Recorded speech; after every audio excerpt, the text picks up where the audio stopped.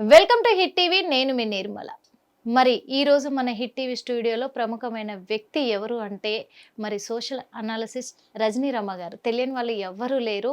తను మన సొసైటీలో ఏం జరుగుతుంది, అసలు ఎటు వెళ్ళిపోతుంది మన సమాజము, ఆ వీటికి సంబంధించి చాలా బాగా మోటివేషన్ చేస్తారు. అలాగే లైఫ్ కోచ్ అని కూడా చెప్పుకోవచ్చు. ఎందుకంటే తను చెప్పే ప్రతి మాట కూడా ప్రతి ఒక్కరికి ఒక ఇన్స్పిరేషన్గా ఉంటుంది. ప్రతి ఒక్కరు కూడా నిజంగా చెప్పాలి అంటే ఒక తప్పుడు దోవలో వెళ్తున్న వాళ్ళు కూడా రాంగ్ రూట్లో వెళ్తున్నాం కదా అని వాళ్ళకు వాళ్ళే అవేర్నెస్ తెచ్చుకొని మళ్ళీ ఎలా మార్చుకోవాలో మా జీవితాన్ని అని కూడా చాలామంది మార్చుకున్న వాళ్ళు ఉన్నారు. అందుకే ఈరోజు మన హిట్ టీవీ స్టూడియోలో మన ముందు ఉన్నారు. చాలా విషయాల మీద మాట్లాడే అవకాశం ఉంది కాబట్టి, ఎందుకంటే ముందుగా మన భారతీయ మహిళల సాంప్రదాయం ఎలా ఉంటుంది, వాళ్ళకిచ్చే గౌరవం ఎలా ఉంటుంది, ఇవన్నిటిపైన కూడా మనం అడిగి తెలుసుకునే ప్రయత్నం చేద్దాము. నమస్తే మేడం. నమస్తే. ఎలా ఉన్నారు మేడం? ఫైన్. నువ్వు ఎలా ఉన్నావు? నేను చాలా చక్కగా ఉన్నాను మేడం. ఈరోజు మా హిట్ టీవీకి వచ్చినందుకు మనస్ఫూర్తిగా ధన్యవాదాలు. ముఖ్యంగా మేడం, మీ స్పీచ్ విన్నా, మీరు చెప్పే ప్రతి ఒక్క మాట విన్నా చాలామంది కూడా వాళ్ళకు వాళ్ళు మిమ్మల్ని ఇన్స్పిరేషన్గా తీసుకొని ఎంతోమంది మోటివేట్ అవుతున్నారు. అలాంటిది అంటే ఒక మహిళగా మీరు అలా వెళ్తూ ఉన్నారు. అలాంటిది ఇప్పుడు మన భారతదేశం మొత్తం మీద కూడా మహిళలకు ఒక అవమానం జరుగుతుంది. అవును, వాస్తవంగా చెప్పాలి అంటే ఆ రోజున పహల్గామాలో జరిగిన దాడిని ఉద్దేశించి భర్తలను చంపేసి భార్యలని వార్నింగ్ ఇవ్వడం కూడా జరిగింది ఉగ్రవాదులు. వెళ్ళి మీ మోడీకి చెప్పుకోండి, మీ పసుపు కుంకాలను దూరం చేశాము అని చెప్పేసి. ఈరోజు చూసుకున్నట్లయితే ఇంకా రెచ్చగొట్టే ప్రయత్నం చేస్తూ ఉన్నారు. రెచ్చగొట్టే ప్రయత్నం కూడా ఎలా చేస్తూ ఉన్నారు అనంటే, మీ భారతదేశంలో మహిళలకు భర్తలు లేని మహిళలు ఎవరైతే ఉన్నారో వితంతువులకి మేమే భర్తలుగా ఉంటాము అని చెప్పేసి ఒక రెచ్చగొట్టి ఆత్మాభిమానాన్ని దెబ్బతీసే విధంగా పోస్టులు పెడుతూ ఉన్నారు సింధూరం దిద్దుతూ. పాకిస్తాన్ అంటేనే ముస్లిమ్స్, మరొక ముస్లిమ్స్ వాళ్ళ భార్యలకు కావచ్చు, వాళ్ళ ఆడవాళ్ళకు కావచ్చు, ఇతర ఆడవాళ్ళకు కావచ్చు, కుంకుమ అనేదే వాళ్ళు అసలు ముట్టుకోరు, పెట్టరు. సింధూరం అనేది వాళ్ళు దిద్దరు. అలాంటిది భరతమాత నుదుటిన సింధూరం దిద్దుతూ మీకు భర్తలుగా ఉండబోతున్నాం అంటున్నారు. దీని గురించి మీరు ఏం చెప్తారు? ఇలాంటి విన్నప్పుడు ప్రతి మహిళ కూడా ఉడికిపోతుంది అనమాట. అది బాధే కావచ్చు, కోపమే కావచ్చు, అవమానమే కావచ్చు, రోషమే కావచ్చు. ఇది ఇది ఖచ్చితంగా రెచ్చగొట్టే విషయాలే, మాటలే. ఇంకా చెప్పాలంటే వాళ్ళ కసి తీరటం లేదు. ఏమి చేయాలో చేతకాక ఇలాంటి మాటలతో వాళ్ళ కడుపులో బాధని దుగ్ధ అంటారు కదా, దాన్ని తీర్చుకోవడానికి, కసి తీర్చుకోవడానికి నోరిచ్చాడు కదా దేవుడు. ఆ నోటితో ఏమైనా చేయొచ్చు. ఇప్పుడు తుపాకీతో కాల్చలేనప్పుడు మాటలు దానికన్నా పవర్ఫుల్గా ఉంటాయి. అది ఉపయోగిస్తున్నారు వాళ్ళు.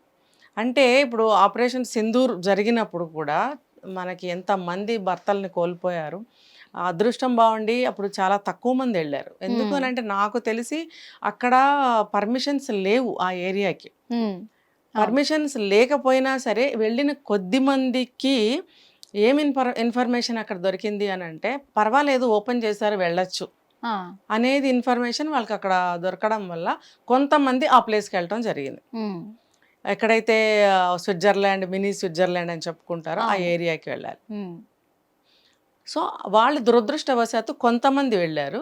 కొంతమంది అంటే మనకి ఎక్కువే, కానీ కంపారిటివ్గా చెప్పాలంటే ఇంకా ఎక్కువ మంది వెళ్ళాల్సి ఉండిందేమో అక్కడ. సో ఈ కొంతమంది మాత్రం వెళ్ళిన వాళ్ళంతా అట్లా బలైపోయారు. అంటే దాదాపు 30 మంది 25 మంది వరకు భర్తల్ని కోల్పోయారు. That Hindus. పిల్లలు పాపం తండ్రి లేని వాళ్ళు అయ్యారు, ఆడవాళ్ళు ఏమో భర్త లేని వాళ్ళు అయ్యారు. ఇంకా నేను చూసింది, నేను విన్నది గతంలో కూడా, నేను కూడా జమ్మూ కాశ్మీర్ అనేక సార్లు వెళ్ళాను. సో అక్కడ బొట్టు పెట్టుకుంటే చాలు ఇరిటేషన్ వాళ్ళకి. సో మన వాళ్ళు అక్కడ ఉన్న వాళ్ళు ఇచ్చే సలహా ఏంటంటే, బొట్టు పెట్టుకోకుండా బయటకు వెళ్ళాలి. బొట్టు పెట్టుకోకుండా ఒక్కవేళ బొట్టు పెట్టుకుంటే అలాంటి సంఘటనలు ఎదురైనా ఎవరైనా మన వైపు ఇలా చూస్తున్నా వెంటనే తీసేసేయని చెప్తారు మన వాళ్ళే మనకి చెప్తారు. బొట్టు తీసేయమని చెప్తారు. ఎదుర్కొన్నాను కూడా నేను ఆ సిచ్యువేషన్స్. అంటే ఒక నల్ల చుక్క పెట్టుకున్నా కూడా ఆ ప్లేస్లో ఏ చుక్క పెట్టుకోవద్దు, తీసేయాల్సిందే. ఇంకా అంటే అది మన భూభాగం. ఒక ముస్లిం వాళ్ళలాగా వెళ్ళాలి. ఇంకా మాట్లాడితే వీలైతే, ఇష్టమైతే, కుదిరితే పైట కొంగో చున్నీయో ఉంటే తల మీద నుంచి ముసుగేసుకుంటే ఇంకా సేఫ్ అన్నమాట. అందుకు ఇక మనం మన ప్లేస్ చూడాలి అని అనుకుని వెళ్తే ఇలాంటివి పాటించగలిగితే వెళ్ళొచ్చు, వెళ్ళాలి అనుకుంటే ఇలాంటివి పాటించాలి అనేది అండర్స్టాండింగ్ అయిపోయింది అనమాట అక్కడ. అది ఎక్కడ ఏం ప్లేస్ ఎవరిది, మనది. మన భూభాగంలో మన భూమి మీద ఒక భాగానికి వెళితే మనము ఎవరివో మనం పాటించాల్సిన దుస్థితిలో ఇన్నాళ్ళు ఉన్నాం. అయితే మనం ఇలా చేయటం వల్ల వాళ్ళు అలవాటు పడ్డారా, వాళ్ళు అలా అలవాటు చేయటం వల్ల మనం ఎలా అలవాటు పడ్డామా అనేది చెప్పలేం. ఏమైనా సరే ఒకళ్ళది మనం పాటించాలా. మన భూమి మీద మనం ఉండి, మన దేశం, మన భారతదేశంలో ఒక భాగం అది. కాశ్మీర్ అనేది ఒక కిరీటం లాంటిది అని మనం భావిస్తున్నాం. మన మన మన దేశ పటానికి పైన ఒక కిరీటం లాగా ఆ ప్లేస్ మనకు కనిపిస్తుంటే చాలా అందంగా బ్యూటిఫుల్ గా ఉంటుంది ఇండియా. ఇప్పుడు ఆ ముక్క కట్ చేస్తే ఇలా బ్లంట్ గా ఇట్లా ఇలా ఉంటుంది అనమాట. అది తలలేని శరీరం, తలలేని మొండెం లాగా కనిపించవచ్చు. ఎందుకంటే అక్కడి నుంచి చూపించుకోవాలి మనం మన భారతదేశ పటాన్ని, అది మనది కాదు అని చెప్పాల్సి వచ్చినప్పుడు. సో అంత అందమైన ప్లేస్ని చూడడానికి మన వాళ్ళు వెళ్తే మన వాళ్ళని ఎవరో భయపెట్టడం, మన వాళ్ళు ఎవరి పర్మిషన్స్ తీసుకోవడం, మన వాళ్ళు అటు వెళ్ళాలంటే ఎవరినన్నా అడగాలి, ఇటు వెళ్ళాలంటే ఎవరినన్నా అడగాలి. ఇంకా చెప్పాలంటే ఏదైతే ఆ పీరియడ్ ఉంటుందో సమ్మర్ పీరియడ్లో అందరు వెళ్తారు కదా వెకేషన్ టైంలో, అప్పుడు వాళ్ళు కావాలని చేస్తారా, మన ముందే ఫైర్స్ జరుగుతూ ఉంటాయి.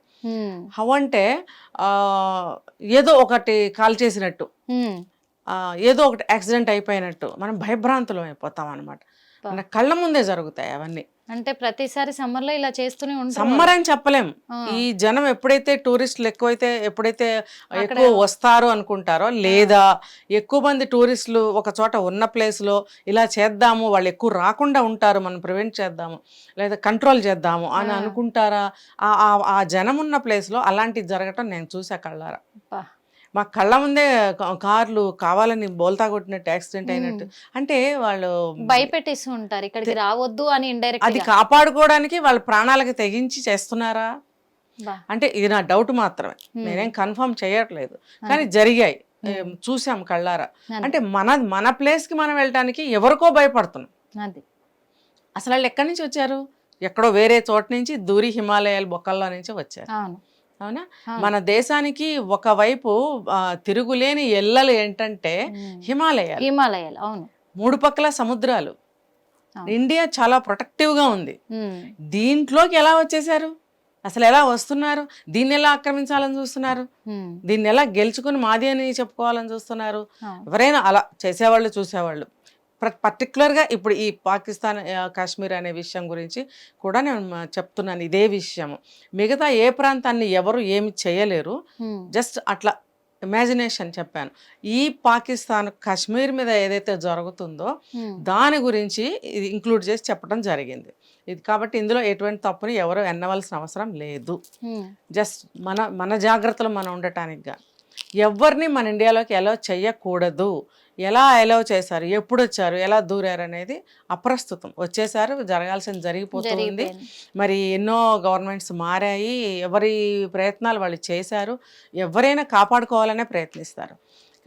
అలాగే మన మోడీ గారు వచ్చిన గవర్నమెంట్లో కూడా ఇప్పుడు ఆయన సాయశక్తులు ఆయన కూడా చాలా ప్రొటెక్ట్ చేస్తున్నారు, చాలా చర్యలు తీసుకుంటున్నారు, వాళ్ళని అటాక్ చేస్తున్నారు. మళ్ళీ వాళ్ళు సింధూరం దిద్దుతూ పోస్టులు పెడుతూ అంటే రెచ్చగొట్టడం. ఈ పెహల్గాం సంఘటన ఏదైతే జరిగిందో, స్త్రీలు సింధూరాన్ని కోల్పోయారో, ఆ పేరు మీద మన మోడీ గారు ఆపరేషన్ సింధూర్ అని పేరు పెట్టి ఒక లేడీస్ ద్వారానే ఇదంతా కూడా మెయింటైన్ చేయించి ఆ సింధూర్ని చేయించారు. అంటే మీరు మా ఆడవాళ్ళని ఎంత తక్కువ చేస్తారు అంటే, మీ మోడీ గారికి చెప్పుకోండి వెళ్ళి అని ఎప్పుడైతే అన్నారో వాళ్ళ భర్తల్ని హత్య చేసినప్పుడు, షూట్ చేసినప్పుడు, ఆ సందర్భంగా లేడీస్ని ఇంత తక్కువ అంచనా కడతారా మన భారతీయ స్త్రీలని, సో మా దగ్గర ఎటువంటి స్త్రీలు ఉన్నారో చూడండి అని చెప్పి వాళ్ళ ద్వారా ఈ ఆపరేషన్ చేయించారు. భారతదేశం అంటేనే భరత మాత. అవును, సిగ్గు కానీ బుద్ధి కానీ జ్ఞానం కానీ ఓహో ఇలా ఉంటారా అని తెలుసుకోవటం కానీ ఏమీ చేయలే వాళ్ళు. ఒకవేళ అనుకున్నారేమో వాళ్ళల్లో వాళ్ళు, బయటకైతే మనకు తెలియపరచలేదు. అంటే ఒక ఆడదాని చేష్టని రుచి చూసి కూడా ఇంకా మగవాళ్ళందరూ అందులోకి వస్తే ఇంకెలా ఉంటుంది అని ఊహించగలరా వాళ్ళు? ఊహించాలి మరి. ఇప్పుడు అదే అంటున్నాను. ఆడవాళ్ళు వెళ్ళి ఇద్దరు ఆడవాళ్ళ ఆధ్వర్యంలో చేసిన ఈ ఆపరేషన్ ఇంత సక్సెస్ అయితే వాళ్ళు ఎంతో మంది మిలిటెంట్స్ ఉగ్రవాదులు చనిపోయారు, వాళ్ళ స్థావరాలన్నీ వీళ్ళు కూల్చేశారు అవును కదా. మరి అలాంటప్పుడు ఇంకా డైరెక్ట్గా ఈ మొత్తం మేల్ ఫోర్స్ మొత్తం అట్లా వెళితే వాళ్ళ పరిస్థితి ఏంటి, ఇంకా ఎంత ఘోరంగా ఉంటుంది. అసలైన యుద్ధం అనేది అప్పుడు ఇంకా బాగా జరుగుతుంది. కానీ ఇన్ ఫ్యూచర్ కూడా ఏదైనా చెయ్యాలి అని అంటే ఈ ఫిమేల్స్ని పంపిస్తామని కూడా ఒక స్టేట్మెంట్ ఇచ్చారు మనకి. అవును కదా, అప్పుడు ఇంకా చూడాలి, ఇంకా చాలా బాగుంటుంది. మీరు అన్నట్టు ఒక 5% ఈ ఆపరేషన్ సింధూర్ ఎఫెక్ట్కి వాళ్ళు అలా అయిపోతే ఇంకా అసలైన మిగతా 95% యుద్ధాన్ని కానీ వీళ్ళ యొక్క పౌరుషాన్ని కానీ వాళ్ళు చూస్తే ఇంకా వాళ్ళు ఫ్లాట్ కాదు, ఇంకా వాళ్ళు దేనికి పనికిరారు. ఇప్పుడు ఆడవాళ్ళని ఇప్పుడు వీళ్ళు మగవాళ్ళు చనిపోతే లేకపోతే ఇంకా మేము చంపేస్తే చనిపోతే మీరు భర్తలను కోల్పోతే మేమే మీకు సింధూరాన్ని పెడతాము అని అంటే ఇందులో నాకు ఒక పాయింట్ తట్టింది. మీ మతాచారం ప్రకారం నువ్వెలా సింధూరం పెడతావు, నువ్వెలా పెడతావు? మేము వచ్చి చెప్తాం నువ్వు మీ వాళ్ళకి పెడతావా అని, పెట్టు అని పెడతావా? నీ దాంట్లో లేని ఆచారాన్ని వేరే వాళ్ళకి నువ్వు ఎలా చేస్తావు? అది ఎలా యాక్సెప్ట్ అవుతుంది? మీ దేవుడు ఒప్పుకుంటాడా? మీ మతాచారాలు ఒప్పుకుంటాయా? అంటే నువ్వు తెలిసి మాట్లాడావా, తెలియక మాట్లాడావా? మీ మతానికి నువ్వు అన్యాయం చేస్తావా? నీ మతానికి వ్యతిరేకంగా అధర్మంగా అన్యాయంగా వెళ్తావా? ఇప్పుడు ఎవరి మత ఆచారాన్ని వాళ్ళు అంత భక్తిగా అంత గౌరవంగా పాటిస్తారే, నువ్వెలా సింధూరం పెడతావు? రా వచ్చి పెట్టు, నీ వాళ్ళు ఊరుకుంటారేమో. అంటే కాదు, నేను సవాల్ చేస్తా, మీ వాళ్ళే ఊరుకుంటారా? వాళ్ళు ఊరుకుంటారా వచ్చి పెడితే? అదే ఇంకొకటి మన భారతదేశ సాంప్రదాయం ఏంటంటే మన భారత మహిళలకి ఒక భర్త ఒక భార్య, ఇది సాంప్రదాయం ఆనాటి నుంచి ఈనాటి దాకా కూడా. కానీ ముస్లింలల్లా వాళ్ళు ఇష్టం వచ్చినన్ని పెళ్లిళ్ళు చేసుకుంటారు. అలా ఉద్దేశించి కూడా వాళ్ళకంటూ ఒక సాంప్రదాయం అంటూ ఏడవలేదు కాబట్టి ఇలా ఏమన్నా రెచ్చగొట్టే ఇది చేస్తున్నారు అని కూడా మనం అనుకోవాల్సి వస్తుంది. అంటే ఇప్పుడు వాళ్ళే డౌన్ చేసుకునే పనులు మాటలు చేస్తున్నారు వాళ్ళు. నువ్వు భక్తిగా గౌరవంగా ఏదైనా చేస్తే దానికి ఒక విలువ. మరి ఆ రోజుల్లో షాజహాన్ మరి జోధాబాయిని చేసుకున్నప్పుడు ఆవిడని, ఆవిడ మతాన్ని, ఆవిడ పూజల్ని, ఆవిడ విషయాలన్నిటిని ఎలా గౌరవించాడు ఆయన? అందుకే ఆయన చరిత్రలో నిలిచాడు. ఇలా చేసిన పనులు చరిత్రలో నిలబడతాయా? హీన చరిత్రలు చరిత్రహీనులు అంటారు. వాళ్ళ చరిత్రలో నిలబడిన గొప్ప వాళ్ళు వీళ్ళు చరిత్రహీనులుగా నిలబడతారు అనమాట. వాళ్ళకి ఒక చరిత్ర అంటూ ఉండదు. ఇంకా ఈ మాటతో మన భారతీయులు ఆడవాళ్లే కాదు మగవాళ్ళు, పిల్లలు, పెద్దలు అందరూ కూడా అందరికీ కూడా పౌరుషం రావాలి. వచ్చింది, ఆల్రెడీ ఖచ్చితంగా వచ్చింది. ఇంకా భగభగ మండుతున్నారు. అది మనకి ఎదుటికొచ్చి ఎవరు కనపడరు, ఎవరికి వాళ్ళే. నిజం. ఇంకా నేను ఈ సందర్భంగా చెప్పేది ఏంటంటే ఎవరైతే బొట్టు పెట్టుకోరో మన ఇండియాలో పెళ్ళే, మనకి ఉయ్యాల్లో ఉన్నప్పటి నుంచి బొట్టు పెడతాం మన ఆడపిల్లలకి. ఒక నార్త్ ఇండియన్ సంప్రదాయంలో పెట్టరు, ఎందుకంటే వాళ్ళు కూడా ఎక్కడి నుంచో వచ్చి అక్కడ ఉన్నవాళ్లే నార్త్ ఇండియన్స్ కూడా. అసలైన భారతీయులు అంటే కింద ఉన్న వాళ్ళందరూ కూడా నార్త్లో వాళ్ళు మరి కొంచెం చెప్తారు. సో అలాంటప్పుడు ఇప్పుడు అక్కడ కూడా పెట్టుకుంటున్నారు. మన మిగతా ప్రాంతాలందరూ బొట్టు పెట్టుకుంటారు. ఎవరైతే పెట్టుకోరో వాళ్ళు కూడా ఇంకా బొట్టు పెట్టుకుని బాగా కనపడండి అని చెప్తున్నా నేను. ఇది మీరన్నట్టు ఒక భర్తని పెళ్లి చేసుకుంటే ఆయనతో జీవితకాలం సంసారం చేసి ఆయనతో గడిపితే జీవితకాలం కాపురం చేస్తే తర్వాత భర్తని కోల్పోతే తీసే సింధూరం. అంటే ఆయన ఉన్నంత వరకు ఒక భర్తనే యాక్సెప్ట్ చేసి ఆయననే బొట్టు రూపంగా ధరించి బ్రతికే స్త్రీలు ఉన్నారు ఈ భారతదేశంలో. నాకు పెళ్లి కాకపోయినా నా కాబోయే భర్త వస్తాడు కాబట్టి నేను పుట్టిన దగ్గర నుంచి బొట్టు పెట్టుకుంటున్నాను కాబట్టి ఆ బొట్టు నేను తీసే ప్రసక్తే లేదు అని, ఇంకా నేను పెట్టుకునే అలవాటు లేకపోయినా నేను ఎప్పటి నుంచి పెట్టుకుంటాను అని ప్రతి అమ్మాయి అనుకుంటుందో, ప్రతి అమ్మాయి బొట్టుతో కనిపిస్తుందో, అది మన సాంప్రదాయాన్ని ఇంకా హైలైట్ చేయాలి. అప్పుడు అవతల వాళ్ళకి కూడా మన కల్చర్ అనేది క్లియర్ కట్గా కనిపిస్తుంది. ఇంకొకటి ఏంటంటే వాళ్ళు ఎట్టి పరిస్థితుల్లో నోటి మాటలే తప్ప, అంటే అరిచే కుక్క కరవదంటారు కదా, అలాంటి ఎన్ని మాటలు మాట్లాడినా మనకి తగలవు, మనము లెక్క చేయము. మనం ఇంకా మన సాంప్రదాయాల్ని బతికించుకోవాలి, ఇంకా దాన్ని ఇంకా వృక్షాన్ని చేయాలి మన సాంప్రదాయాన్ని.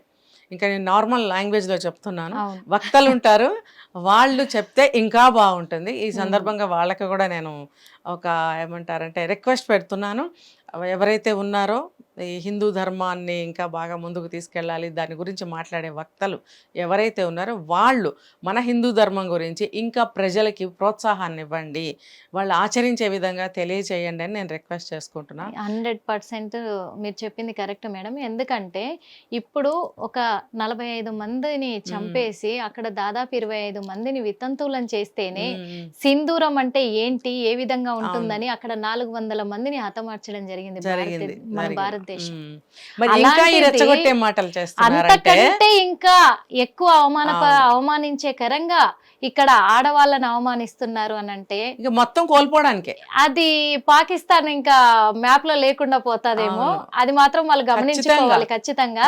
ఇంకా వాళ్ళల్లో వాళ్ళకి ఇంటర్నల్ గా ఎన్ని తేడాలు వచ్చినాయి మనం చూసాం. వాళ్ళకి ఇంకా తెలుసు ఏమీ లేదు నిర్మల, ఇది వాళ్ళు చేతగానితనానికి నోటితోటి దురద తీర్చుకుంటున్నారు.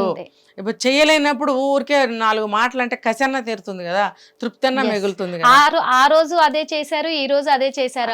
వచ్చింది అదే, ఆడవాళ్ళను ముందు పెట్టుకొని వాళ్ళు నాటకాలు మొదలు పెట్టారు అనేది అర్థం అవుతుంది. మనము ఏ మత స్త్రీలనైనా సరే కన్నెత్తి చూడం, వాళ్ళని విమర్శించం, వాళ్ళని పరుషంగా మాట్లాడము, అవమానకరంగా మాట్లాడము. అటువంటిది మనల్ని ఎందుకు అవమానంగా మాట్లాడుతున్నారు అది వాళ్ళు తెలుసుకోవాల్సిన విషయం. మీకు దేశపరంగా ఏదైనా విషయాలు ఉంటే దేశపరంగా మీరు తెలుసుకోవాలి. గవర్నమెంట్ టు గవర్నమెంట్ ఆడవాళ్ళ మీద సెంటిమెంట్స్ మీద ఆచార సాంప్రదాయాల జోలికి ఎందుకు వస్తున్నారు? మేము వచ్చామా? మన ఇండియన్స్ వెళ్ళారా? వెళ్ళలేదు. వాళ్ళ స్త్రీలని మనం అన్ని చోట్ల కనిపిస్తూనే ఉంటారు. వాళ్ళని అంత దూరంలో చూస్తేనే ఆడవాళ్ళం కూడా తల పక్కకు తిప్పుకుని వెళ్తాం, మనం ఎంతో గౌరవిస్తాం. నిజంగా. ఎందుకంటే ఇప్పటికే వాళ్ళకు సగం అర్థమైపోయింది ఆడవాళ్ళ కోపం కట్టలు తెంచుకుంటే ఎలా ఉంటది అని చెప్పేసి. ఇప్పుడు ఇంకా రెచ్చగొట్టారు, ఇప్పుడు సునామీయే సృష్టించబోతున్నారు అనేది కూడా వాళ్ళకు. ఇప్పుడు ఈ సందర్భంగా మన దేశ స్త్రీలందరి సపోర్ట్ గవర్నమెంట్ కి ఇంకా ఎక్కువగా ఉంటుంది. ఖచ్చితంగా ఉంది మేడం. ఎందుకంటే ఇప్పటికి కూడా నరేంద్ర మోడీ గారు ఆర్మీకి రావాలి అనిపిస్తే సామాన్య ప్రజలకు కూడా యూత్ కి మేము సపోర్ట్ చేస్తున్నాము, మేము అవకాశం ఇస్తున్నాము, రావచ్చు ఆర్మీకి అని చెప్పేసి అవకాశం ఇవ్వడంతో చాలా మంది మహిళలు మాకు జరిగిన అవమానం ఇది, మా భారతదేశ మహిళలకు జరిగిన అవమానము, మేము పోరాడడానికి సిద్ధంగా ఉన్నామని చాలా మంది ఇప్పుడు బార్డర్కి వెళ్ళడానికి స్ట్రెంగ్త్ ఇంకా పెరగాలి. జర్మనీలో కంట్రీలో ప్రతి ఇంట్లో నుంచి ఒక సోల్జర్ ఉండాల్సింది, ఒక సైనికుడు ఉండాల్సిందే రూల్. ఎందుకంటే వాళ్ళు చేసే ఈ వికృత చేష్టల వల్ల, నిజంగా ఈ చేష్టలు ఎలాగైతే ఉన్నాయో దాని వల్ల ప్రతి ఇంట్లో కూడా ప్రతి పౌరుడు ఖచ్చితంగా రక్తం ఉడికిపోయి మేమున్నాము, సిద్ధంగా ఉన్నాం పోరాడడానికి అని ఈ రోజు బయటికి వస్తున్న దేశభక్తిని పెంచుకోవాలి, ఆ పౌరుషంతో బ్రతకాలి. కాకపోతే లేచిన దగ్గర నుంచి ఆ అక్రమ సంబంధాలు, దొంగతనాలు, ఈజీ మనీ కోసం ప్రయత్నాలు, ఆడవాళ్ళని పటాయించడాలు, ఆ అమ్మాయిలు అబ్బాయిలు, ఇప్పుడు మనం చూస్తున్న దౌర్భాగ్యం ఏంటి అంటే ఇంత జరుగుతున్నా కానీ నరేంద్ర మోడీ గారు యుద్ధాన్ని ప్రకటించడం అనేది అది కరెక్ట్ కాదు. తను సామరస్య సమావేశాలు, శాంతియుత సమావేశాలు జరిపించాలి అని ఇక్కడ ఉన్న కొంతమంది ముస్లిమ్స్ పోస్టులు చేయడము, నినాదాలు చేయడము, అది మన దౌర్భాగ్యం అనుకోవాలి వాస్తవంగా చెప్పాలంటే. ఏది ఏమైనా మన భారతదేశ సంస్కృతిని, సాంప్రదాయాన్ని దెబ్బతీసే విధంగా భారతదేశ మహిళలను అవమానిస్తున్నారు పాకిస్తాన్ వాళ్ళు. కాబట్టి దానికి 100 రెట్లు వాళ్ళు ఫలితం అనుభవించబోతున్నారు. ఈ మహిళా శక్తికి, వాళ్ళ కోపానికి, ఆగ్రహానికి బలవబోతుంది పాకిస్తాన్ అనేది అయితే ముఖ్యంగా. ఎప్పటికైనా అది డౌన్ అవ్వాల్సిందే, డిపెండ్ అవ్వాల్సిందే, తప్పదు. పరిస్థితులు అలా ఉన్నాయి, మనం అనడం కాదు. ఇంకొకటి ఏంటంటే ఈ ఆడవాళ్ళు తలుచుకుంటే కూడా చేయలేనిది ఏది లేదు. అదే కదా, సృష్టికి మూలమే అంతే. ఆడవాళ్ళు పట్టుబట్టారు అని అంటే ఖచ్చితంగా జరుగుతుంది అది ఖచ్చితంగా. అందుకే వాళ్ళ ఆగ్రహానికి బలవబోతున్న పాకిస్తాన్ అని చెప్పుకోవచ్చు. ఇప్పుడు ర్యాలీస్ కూడా జరుగుతున్నాయి, లేడీస్ కూడా జెండాలు పట్టుకుని. ఈవెన్ మేమందరం కూడా వెళ్ళాం ర్యాలీలు చేయడము, వ్యతిరేకంగా నినాదాలు చేయటం అనేది నిన్న కూడా జరుగుతున్నాయి, నిన్న కూడా జరిగాయి, మొన్న కూడా జరిగాయి ట్యాంక్ బండ్ మీద అక్కడ ఎందుకు ఆడవాళ్ళు ఎందుకు వెళ్తున్నారు అర్థమవుతుందా? ప్రతి చోట అలా వెళ్తున్నారు. అదే ప్రతి చోట వెళ్తున్నారంటే ఎందుకంటే దేశం అంతా వ్యతిరేకిస్తూనే ఉంది. పాకిస్తాన్కి నలుమూలలా కూడా ఇప్పుడు ప్రమాదం పొంచి ఉంది. ఖచ్చితంగా అది కూడా మహిళా శక్తి వల్లే అనేది వాళ్ళకు అర్థం అయ్యేలాగా మహిళలు చూపించబోతున్నారు. భారతదేశం మహిళలందరూ కూడా ఖచ్చితంగా చూపించబోతున్నారు. దానికి ప్రతీకారంగా పాకిస్తాన్ అనేది భూస్థాపితం. ఇంకా అంతే. హిట్ టీవీ యాప్ ఇందులో short news, live news, entertainment shows, movies, digital magazines తో పాటు మీ జిల్లా వార్తలను కూడా ఫ్రీగా చూడొచ్చు. ఇంకెందుకు ఆలస్యం, వెంటనే హిట్ టీవీ యాప్ ని డౌన్లోడ్ చేసుకుని ఫ్రీగా ఎంటర్టైన్మెంట్ పొందండి. Hit TV app. Hit TV app. Please download hit TV app. Hit TV యాప్ని ఫ్రీగా డౌన్లోడ్ చేసుకొని ఎంజాయ్ చేయండి. మీకు నచ్చిన ఎంటర్టైన్మెంట్ కోసం హిట్ టీవీ యాప్ ని ఫ్రీగా డౌన్లోడ్ చేసుకుని ఎంజాయ్ చేయండి. హిట్ టీవీ యాప్ని డౌన్లోడ్ చేసుకుని ఆస్వాదించండి, ఆశీర్వదించండి. ఇంతమంది సెలబ్రిటీలు హిట్ టీవీ యాప్ ని డౌన్లోడ్ చేసుకోండి అని చెప్తున్నారంటే ఎంత మంచి యాప్ ఆలోచించండి. అమెరికా అమెరికా అమెరికా అమెరికాలో చదవాలనుకునే వాళ్ళకి విశ్వసనీయమైన పేరు మన శౌర్య consultancy. UK Law 1 Year Masters. UK Law 1 Year Masters. 2 years work permit up to 5 years visa. Contact Saurya Consultancy. Contact 89851 89851.